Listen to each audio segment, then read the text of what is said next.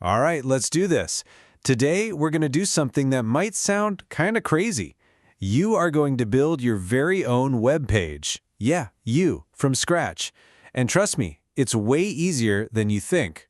Let's jump right in. So, have you ever been scrolling through the web, seen some awesome site and thought, man, I wish I could build something like that? But then, the thought of code and all that technical stuff just feels like a huge wall. Well, guess what? We're about to knock that wall down. Because that little voice, it's totally wrong. And I'm not just saying that, it's a promise. In just the next few minutes, you, yes, you, are going to have a real live web page that you built. For real. You ready? Okay, so how are we going to do this? It all boils down to just 4 simple steps. Seriously, that's it. Think of it like a super simple recipe. I'll walk you through it, and we'll do it together, step by step. And here they are, the whole roadmap, right on your screen. We're going to create a file, drop in a little bit of code, save it, and then open it in your browser. That's literally all that's standing between you and your first website. All right, step 1. Super easy. Just open up any basic text editor. I'm talking Notepad on Windows, TextEdit on a Mac, whatever you've got is perfect. Create a new blank file. And here's the important part. Save it as index.html. Why that name? Well, think of index.html as the welcome mat or the front door for a website.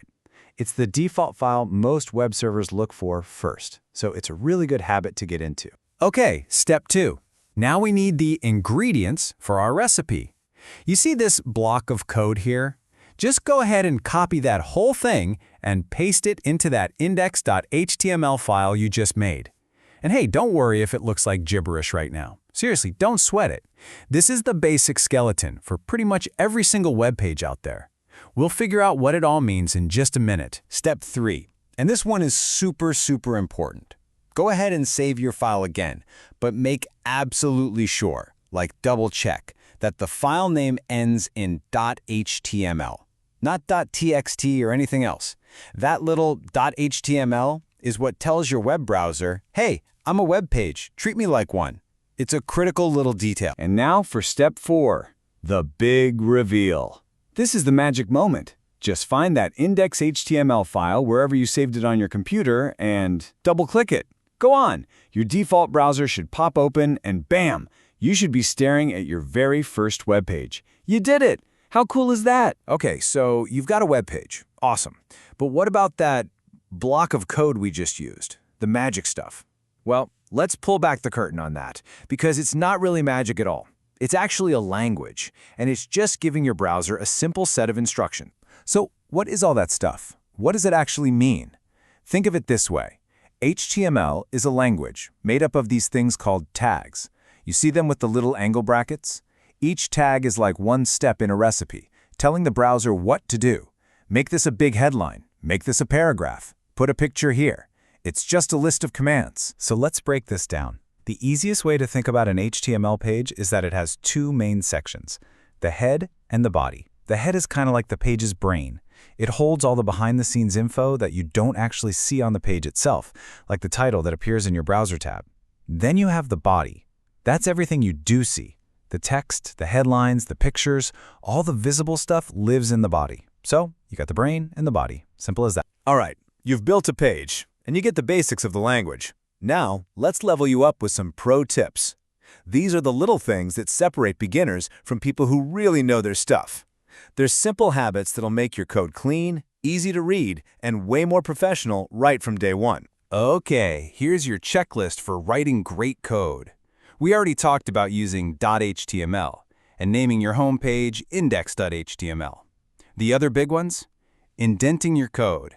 That's not for the computer, it doesn't care. It's for you, so you can actually read your own code later.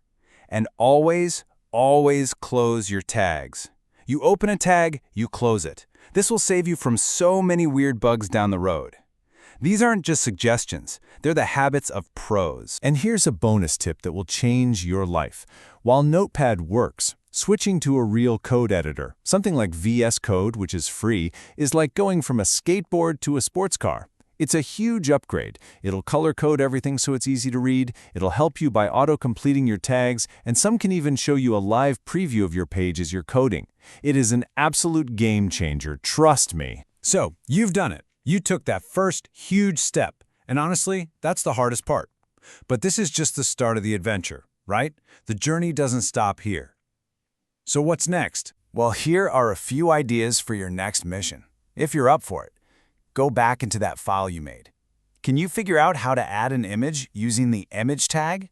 Or what about a clickable link to your favorite website using the A tag?